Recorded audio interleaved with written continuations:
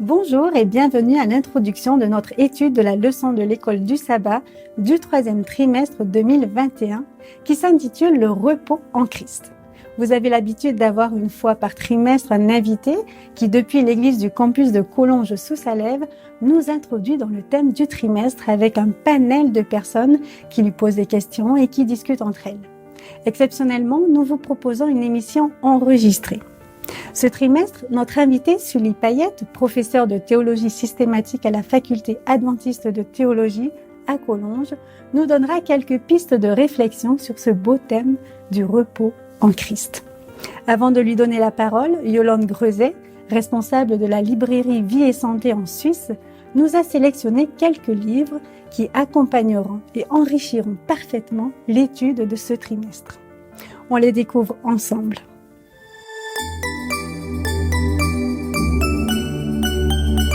Bonjour à tous. J'ai le plaisir de vous présenter quelques livres qui accompagneront de manière utile les études du troisième trimestre 2021 de l'École du sabbat sur le thème « Le repos en Christ ». Alors, ces livres vous sont proposés par Sully Payette, qui est professeur à la FAT de Collonges, et par la librairie Vie et Santé en Suisse.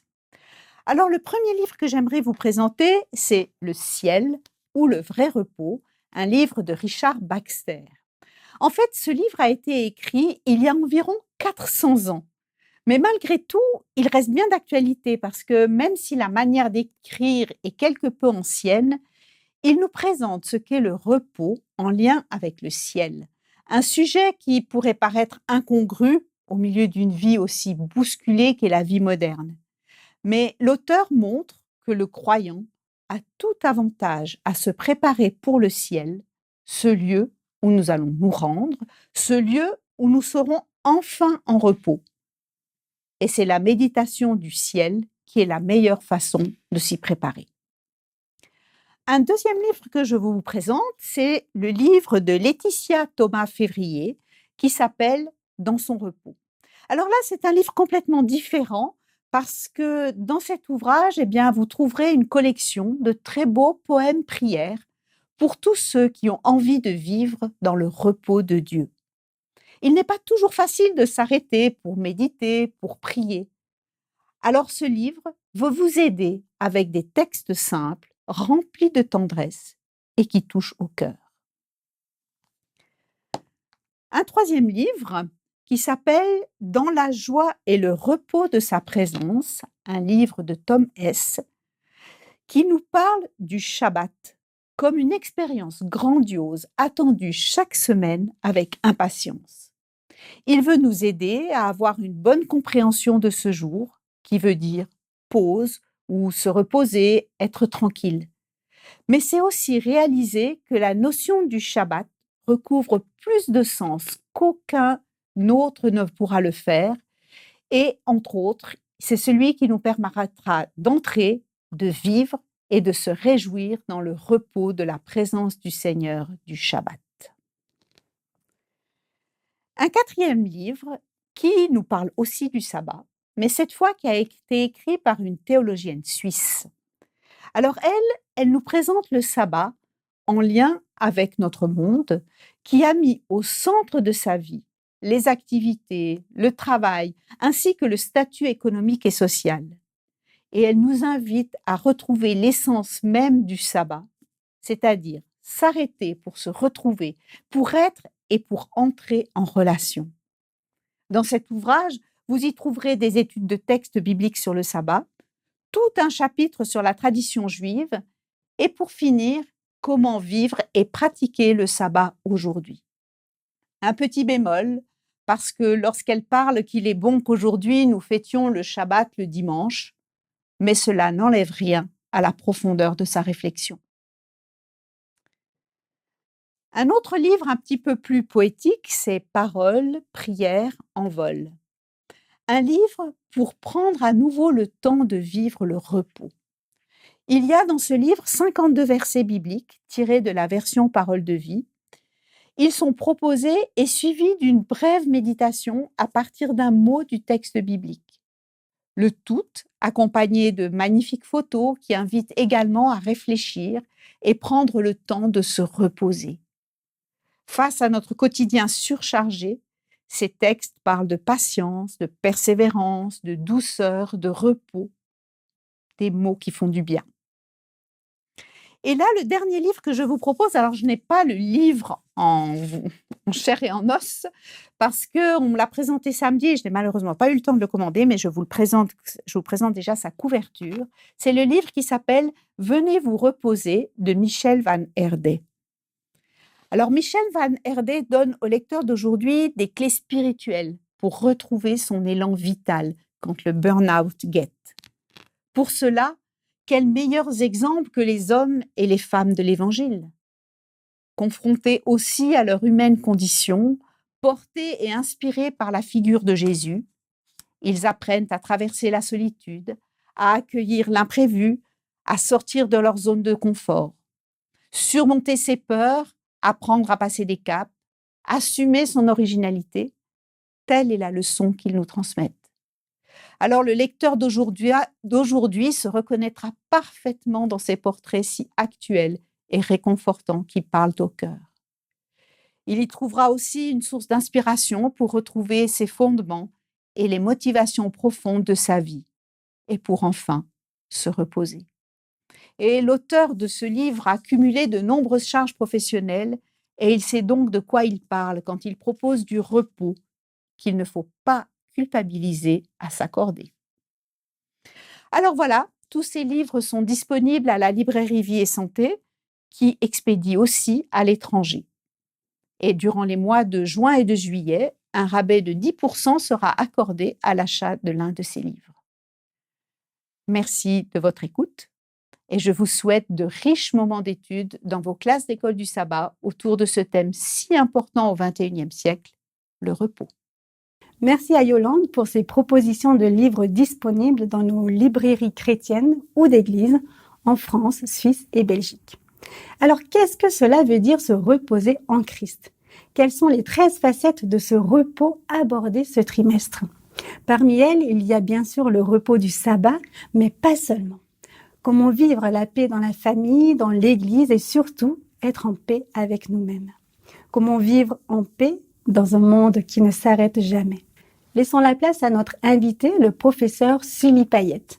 Quant à moi, je vous retrouve en fin d'émission.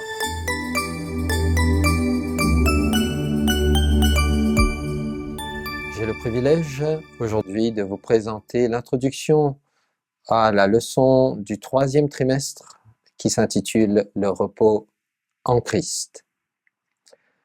L'existence de l'homme est faite de l'alternance du travail et du repos, du trouble et de quiétude. Pour vivre pleinement, il semble que les contraires doivent coexister.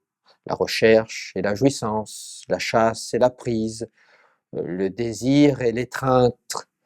Si l'homme a trouvé, c'est pour chercher encore, comme insatiable. Si l'Ecclésiaste reconnaît cela, il le refuse pour attendre la mort qui mettra fin à ce qu'il appelle une vanité. Il n'est pas de repos pour l'homme ni jour ni nuit. À quoi bon chercher puisqu'on n'atteint jamais? Ecclésiaste chapitre 8, verset 16. Ce qui lui reste cependant sous le regard de Dieu, c'est la modeste jouissance du moment présent. La tradition biblique dans son ensemble maintient cependant l'alternance et en découvre le sens. Ce qui chez l'homme est succession et peine coïncide purifié en Dieu. Le vrai repos n'est pas cessation mais accomplissement de l'activité. Alors il devient dès ici-bas un avant-goût du ciel.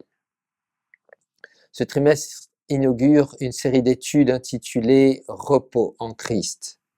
En effet, la société du XXIe siècle est pleine de gens agités. L'inquiétude et l'anxiété associées à l'incertitude quant à l'avenir contribuent à cette agitation de l'âme. Et les professionnels de la santé mentale sont de plus en plus préoccupés par le nombre croissant de personnes atteintes de dépression parmi leurs patients.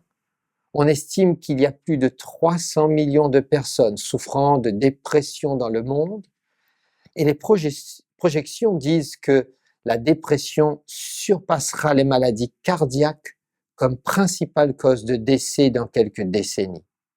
Les ventes mondiales d'antidépresseurs dépassent à présent les 6 milliards de dollars selon les projections de Thomson Reuters Pharma à partir des prévisions générales des analystes. Plus de 270 millions de prescriptions d'antidépresseurs sont faites chaque année, rien qu'aux États-Unis. Nos leçons de ce trimestre se focalisent non seulement sur la notion du repos, mais surtout sur la véritable source de repos. Elles donnent des conseils pratiques sur la manière de trouver du repos dans la fébrilité de nos vies trépidantes. Tout au long de la Bible, Dieu nous invite à chacun d'entre nous, à nous reposer de toutes nos activités. En effet, quand l'agitation de la vie nous submerge, plusieurs choses commencent à se produire. Peu à peu, nous perdons de vue l'essentiel. Les événements présents nous accablent, les difficultés de la vie semblent plus grandes et nous nous concentrons sur les problèmes plutôt que sur Dieu. Dans notre agitation, nous nous focalisons sur les réponses humaines à nos dilemmes plutôt que les solutions divines. Et peu à peu, l'épuisement physique, mental, émotionnel nous guette. L'agitation conduit à la fatigue, et puis la fatigue conduit à l'épuisement. Finalement, l'épuisement conduit au découragement. On est trop occupé et cela nous conduit souvent à prendre des décisions hâtives. On a plein de choses à accomplir que l'on a peu de temps pour réfléchir à la meilleure solution aux différents problèmes que l'on rencontre. Peu à peu aussi, nous avons du mal à regérer nos relations les uns avec les autres. On est trop occupé à résoudre nos problèmes et il peut arriver que l'on néglige les relations même avec ceux que l'on aime le plus. On ne se rend plus forcément compte qu'en face de nous, il y a des personnes réelles qui elles aussi souffrent et nous avons besoin les unes des autres, les uns des autres. Peu à peu, et finalement nous négligeons aussi la prière, l'étude de la Bible, et par conséquent c'est notre vie spirituelle qui en pâtit. L'agitation produit la fatigue et la fatigue produit l'inefficacité, un manque de discipline, l'incapacité à contrôler ses émotions et finalement une érosion de la vie spirituelle personnelle. Ellen White nous donne ce conseil. Tous ceux qui sont à l'école de Dieu ont besoin d'heures paisibles de communion avec leur propre cœur, avec la nature et avec Dieu. En eux doit être révélée une vie qui n'est pas en harmonie avec le monde, ses coutumes et ses pratiques. Ils ont besoin d'une expérience personnelle pour acquérir la connaissance de la volonté de Dieu. Nous devons individuellement l'entendre parler au cœur. Quand toute autre voix a été étouffée et que dans la tranquillité nous demeurons devant lui, le silence rend plus distincte la voix de Dieu. Il nous commande. Arrêtez et sachez que je suis Dieu. Psaume 46, verset 11. Voici la préparation efficace à toute action pour Dieu. Au milieu des foules pressées et du courant des activités intenses de la vie, celui qui est ainsi rafraîchi sera enveloppé d'une atmosphère de lumière et de paix. Il recevra un nouveau don de force physique et mentale. Sa vie exhalera un parfum et révélera une puissance divine qui atteindra le cœur des hommes. Ministère pour la guérison, page 44. Et ici, nous avons la première source de repos. Le repos doit se trouver en Dieu. Cherchez ce repos en Dieu.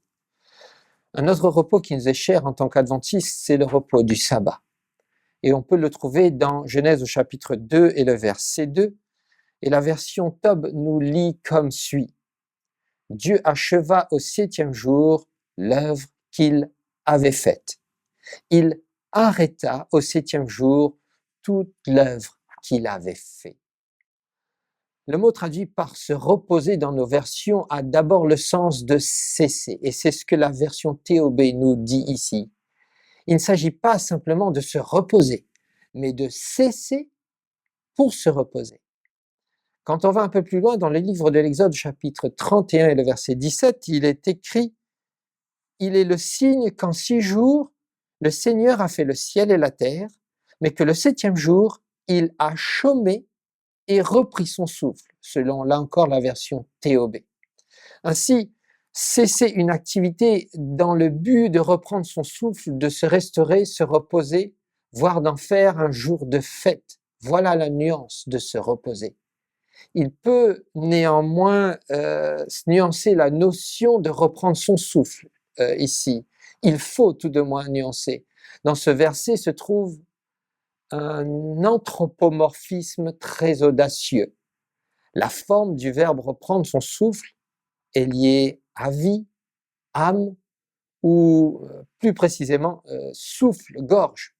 Le verbe est généralement traduit par « il était rafraîchi », offrant ainsi une image très humaine. Ailleurs, le verbe est utilisé pour les animaux comme pour les personnes. L'anthropomorphisme est donc clairement destiné à enseigner aux gens à s'arrêter et à se rafraîchir, à la fois physiquement, émotionnellement, spirituellement, en ce jour de repos. En effet, c'est un anthropomorphisme parce que le fait que Dieu s'est reposé n'implique pas qu'il était fatigué du travail. Si on lit Ésaïe au chapitre 40 et le verset 28, cela va dans ce sens. Le Seigneur est le Dieu de toujours. Il crée les extrémités de la terre, il ne faiblit pas, il ne se fatigue pas. Nul moyen de sonder son intelligence. La facilité sans effort avec laquelle tout se fait au chapitre 1 suggère le contraire d'un besoin de repos pour Dieu.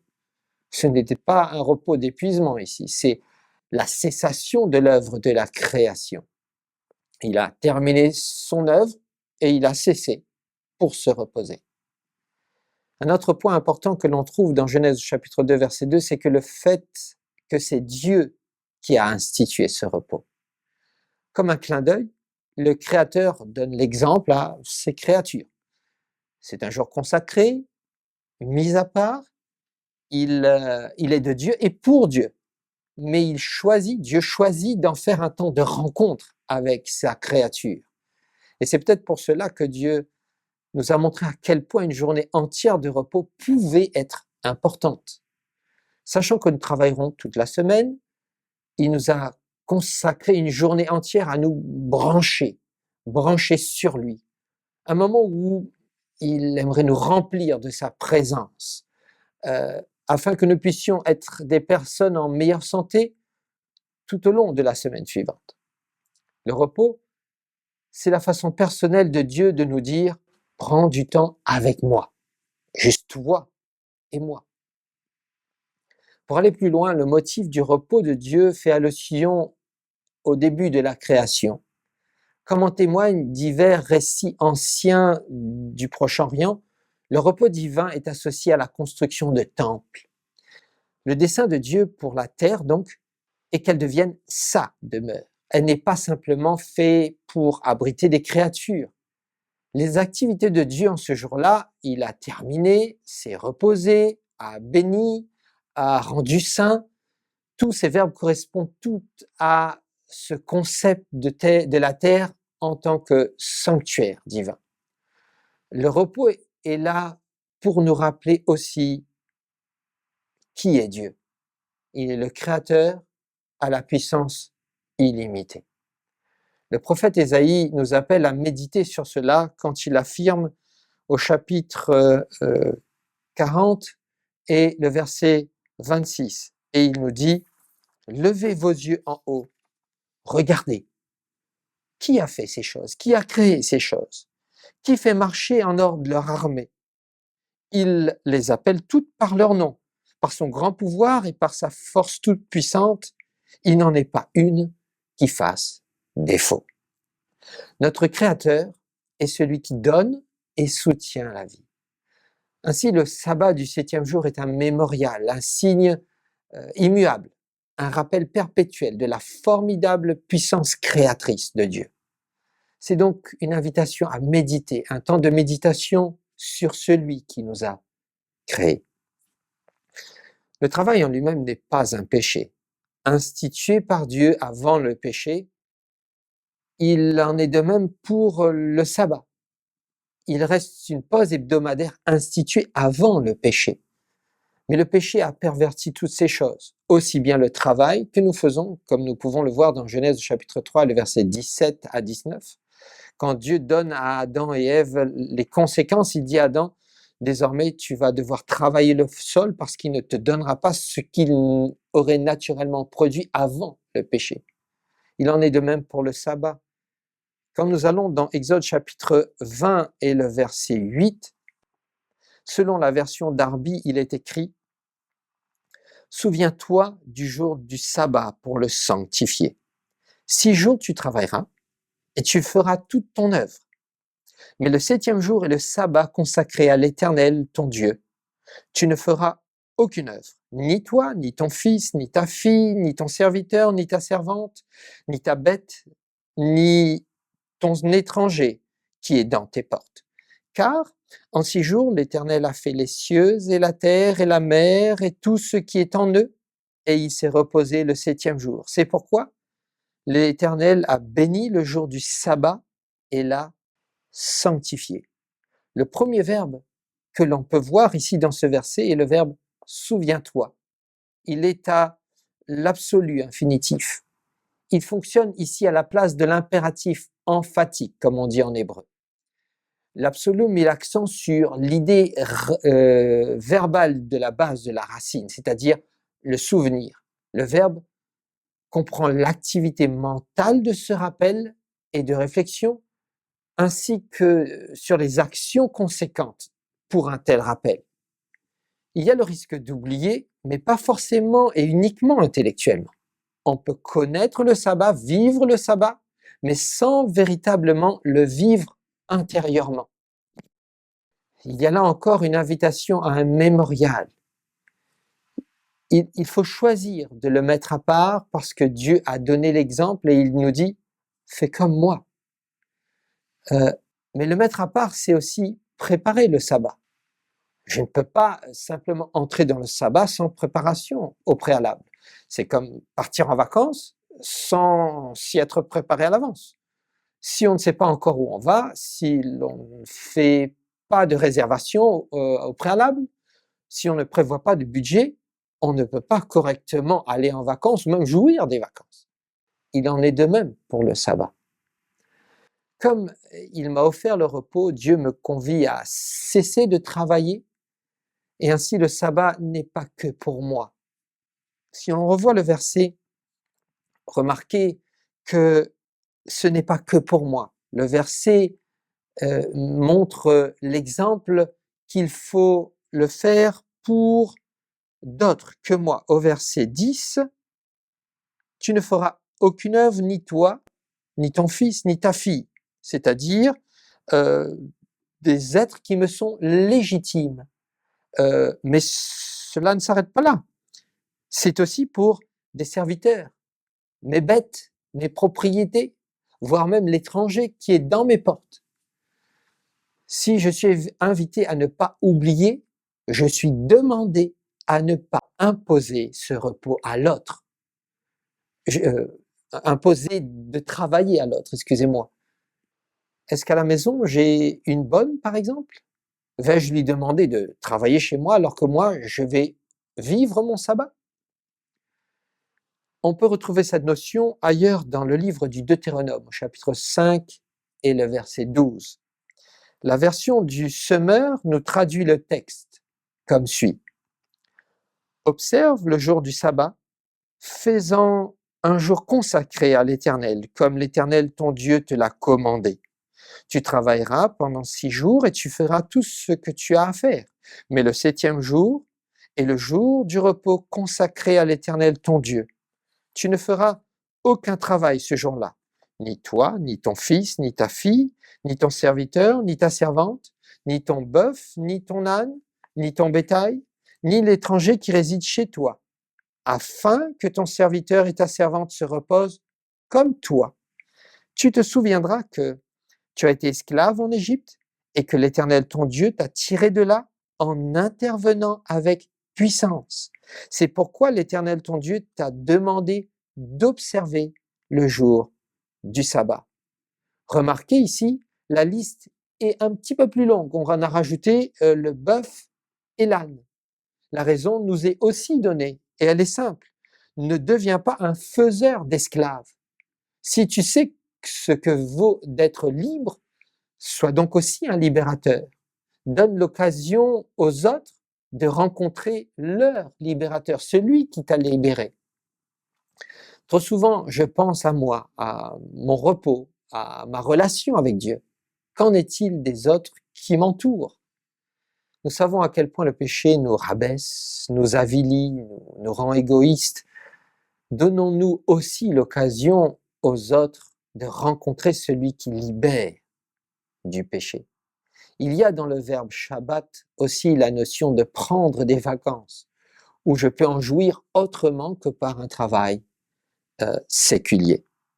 Il y a un autre verbe pour le repos que l'on trouve dans Exode chapitre 20 et le verset 11. Il est dit, car en 6 jours, l'Éternel a fait les cieux, la terre, la mer et tout ce qui est en eux, et il s'est reposé le 7e jour. C'est pourquoi l'Éternel a béni le jour du sabbat et l'a sanctifié. Le verbe qui est utilisé en hébreu pour le mot reposer traduit non seulement l'absence de mouvement, mais l'installation dans un lieu particulier, qu'il soit concret ou abstrait, avec des accents de finalité, ou en parlant de façon abstraite, de victoire et de salut. Il ne s'agit pas de cesser tout simplement, il faut aussi mettre un terme à une absence de mouvement. Pour mieux comprendre cela, revenons à Genèse chapitre 2 et le verset 15. Il est dit, « L'Éternel prit l'homme et le plaça dans le jardin d'Éden pour le cultiver et pour le garder. » Si vous voyez le mot « placer » ici, il ne traduit pas l'idée de mettre simplement à un endroit, ce que l'on peut voir au chapitre 2, le verset 8. Mais il s'agit aussi d'installer dans un état de repos. L'auteur avait déjà noté cela dans Genèse 2, verset 8, que Dieu avait mis Adam et Ève, l'être humain, dans le jardin. Au verset 15, il revient sur ce point, mais il rappelle le but pour lequel Dieu a mis l'être humain là. Et 2 points importants du verset 15 risquent d'être obscurcis par les traductions. Le premier est le changement par rapport au verset 8 dans le mot hébreu pour maître. Contrairement au verset 8, où un terme courant est utilisé pour maître, au verset 15, l'auteur utilise un terme qu'il a réservé ailleurs pour 2 usages particuliers, le repos et la sécurité de Dieu, qu'il donne à l'être humain dans le pays, par exemple, dans la dédicace de quelque chose, dans la présence de Dieu. Et ainsi, on remarque que le repos ici, ce n'est pas simplement une cessation, mais une tranquillité et une célébration en Dieu. Un commentateur dit ceci sur le verset suivant, le verbe exprime ici le fait que Dieu y a été placé pour mener une vie de repos, non pas en effet dans l'inactivité, mais dans l'accomplissement du cours qui lui était assigné, ce qui était très différent de la peine et de l'agitation du labeur, là, dans lequel il a été plongé par le péché. Au paradis, il devait habiller le jardin, car la terre était destinée à être entretenue, cultivée par l'homme. La nature ayant été créée pour l'homme, sa vocation était non seulement de l'ennoblir par son travail et de se l'assujettir, mais aussi de s'élever dans la sphère de l'esprit et de favoriser la glorification de son Créateur. Par ses soins et la culture, l'homme pourrait en faire un miroir transparent de la gloire du Créateur. Ici aussi, l'homme devait commencer son propre développement spirituelle. Fin de citation.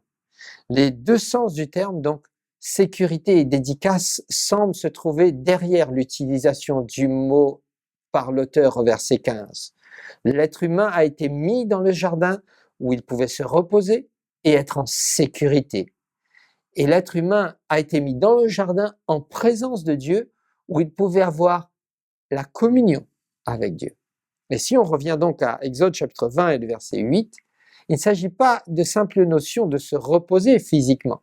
Dieu invite chaque être humain à venir à la fois communier en sa présence et à y venir en toute sécurité, en toute sérénité. Nous avons là encore une autre notion importante du repos, une troisième notion que nous trouvons dans Josué chapitre 11 et le verset 23. Josué chapitre 11 et le verset 23. Josué s'empara donc de tout le pays selon tout ce que l'Éternel avait dit à Moïse. Josué le donna en héritage à Israël, à chacun sa portion d'après leur tribu, puis le pays fut en repos, sans guerre. On a vu l'idée de se reposer au départ, de cessation, on a vu l'idée de se reposer dans le sens d'être en sécurité, en sérénité, de jouissance, ici d'être dans le calme, sans trouble. Si on va dans Ésaïe chapitre 47 et le verset 26, on retrouve la même notion. Jacob reviendra, il jouira du calme et de la tranquillité. Il n'y aura personne pour le troubler. L'idée de base de la racine de ce troisième mot en hébreu est la tranquillité, l'absence de conflit, de guerre, de trouble, l'absence d'inquiétude et d'anxiété, et l'absence d'obligations impérieuses ou encore de quelques éléments perturbateurs. Et si l'on résume, le repos, c'est bien sûr se reposer, cessation de travail, de l'activité, de la menace ennemie ou de combat, de l'errance, de voyage, de l'inquiétude. Et ainsi, le repos dans l'Ancien Testament désigne différents états. On a vu le délassement après la fatigue et l'épreuve. Deuxièmement, la cessation de l'activité. Mais on se rend compte que même si on cesse de travailler et si on s'allonge pour dormir, on peut ne pas trouver du repos. Et l'Ancien Testament nous fait alors découvrir d'autres types de repos, comme on vient tout juste de le voir, la tranquillité, la quiétude, la sérénité sans se limiter au sabbat. On est en repos quand on ne redoute pas les ennemis et quand on ne fait pas la guerre. Quatrièmement, le repos, c'est aussi pour désigner un lieu de repos. Le pays de Canaan est le repos assigné par Dieu à son peuple au même titre que le jardin d'Éden pour Adam et Ève. Un cinquième point pour le repos, c'est le tombeau. En effet, le repos est assuré à celui qui descend dans la tombe. Il ne peut plus penser, méditer, jouir du fruit de son travail, mais il ne souffre plus non plus des maux terrestres auxquels il aurait pu être affecté. Le dernier point, et peut-être le plus important, c'est la notion de paix intérieure. Le repos est lié à cette notion de paix quand on cherche la voie du salut, c'est-à-dire du bien, et que l'on la suit. On le trouve, le repos ainsi, en Jésus. Il doit se vivre dans le repos en Jésus.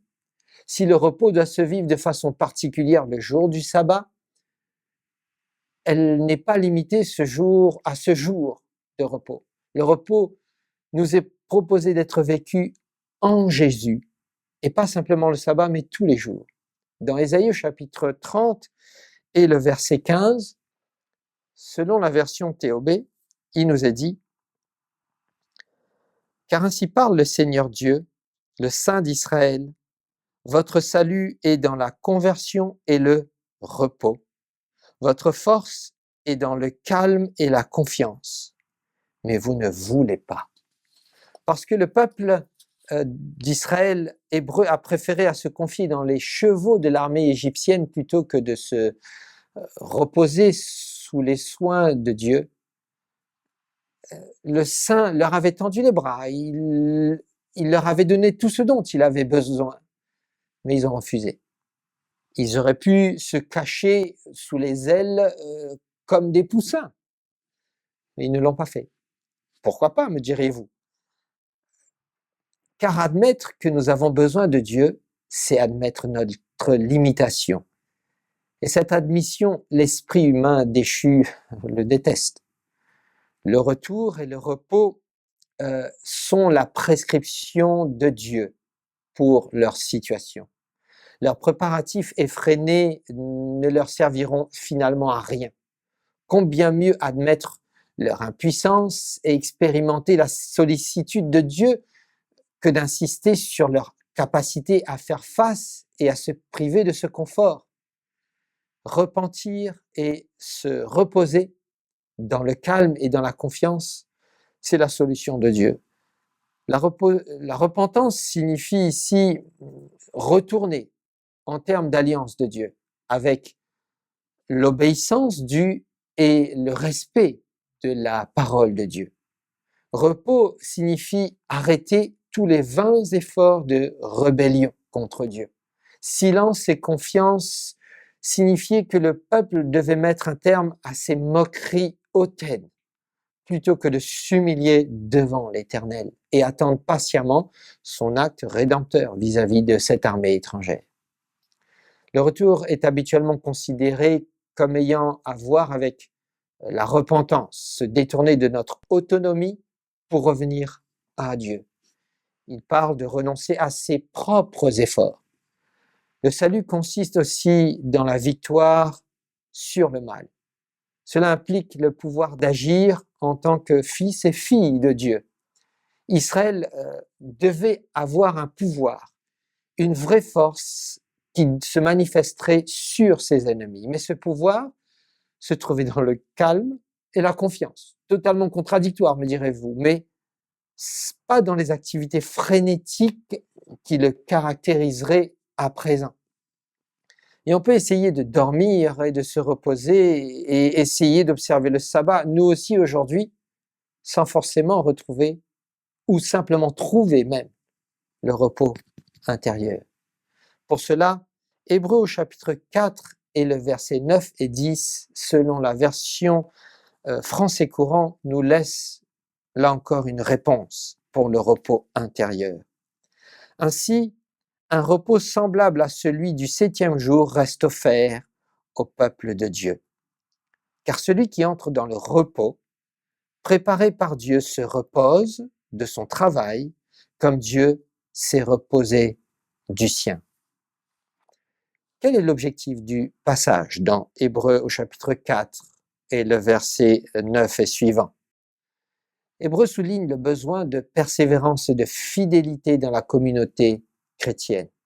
La discussion sur le repos de Dieu est subordonnée à cet objectif plus spécifique et il est utilisé pour motiver les croyants à rester et à être fidèles. C'est pourquoi il n'y a pas de discussion détaillée sur la nature du repos que Dieu a offert à son peuple dans le passé, mais qui est toujours disponible aujourd'hui. Un mot qui va revenir régulièrement dans le chapitre 3 et 4 des Hébreux. Il clarifie également l'accent dans Hébreux 4 sur le problème de l'incrédulité et de la désobéissance, le besoin de diligence dans la vie chrétienne. Le passage n'est pas une exposition théologique de l'accomplissement typologique du sabbat donc, ou de la nature du sabbat, ou du repos eschatologique. C'est d'abord et tout simplement une exhortation à être fidèle, à une fidélité à Dieu. L'Ancien Testament contient une théologie du repos de Dieu en plus de la théologie du sabbat qui traite de la promesse du repos de Dieu à son peuple dans le pays et à son propre repos dans le temple. Dans le psaume 95, verset 11, il nous démontre que la promesse du repos de Dieu trouvée dans l'Ancien Testament n'a pas été accomplie à cause de l'incrédulité de son peuple. Par conséquent, l'Épître aux Hébreux n'identifie pas le repos avec l'entrée dans le pays de Canaan. Par conséquent, le repos reste à accomplir et les croyants sont exhortés à faire tout leur possible pour rentrer dans ce repos, au verset 11. Pourtant, le reste semble aussi être une expérience présente que l'on trouve au verset 3. C'est quelque chose que l'on vit aujourd'hui. Bien que ce repos ne soit pas clairement défini dans le texte, il désigne probablement la bénédiction du salut dont nous jouissons maintenant en attendant sa consommation au second retour de Jésus. L'offre du repos semblable au sabbat dans l'Ancien Testament n'a pas mis de côté l'observance littérale du commandement du sabbat. De même, le repos eschatologique ressemble au sabbat, mais ne le remplace pas. Il déclare que le repos eschatologique de Dieu, comme le sabbat, est disponible depuis qu'il a terminé son œuvre de création.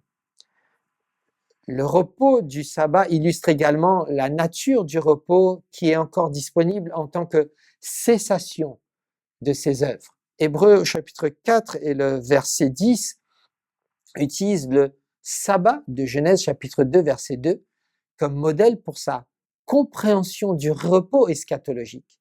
La jouissance à la fois du repos eschatologique et du sabbat exige l'arrêt du travail. Pour entrer donc dans le repos de Dieu, il suffit non pas de rejeter l'obéissance au commandement du sabbat, mais de persévérance et de fidélité et de cesser nos œuvres humaines. Jésus va dans le même sens dans Matthieu chapitre 11 et le verset 28. Matthieu chapitre 11 et le verset 28. Venez à moi, vous tous qui êtes accablés sous le poids d'un lourd fardeau, et je vous donnerai du repos. Prenez mon joug sur vous et mettez-vous à mon école, car je suis doux et humble de cœur, et vous trouverez le repos pour vous-même.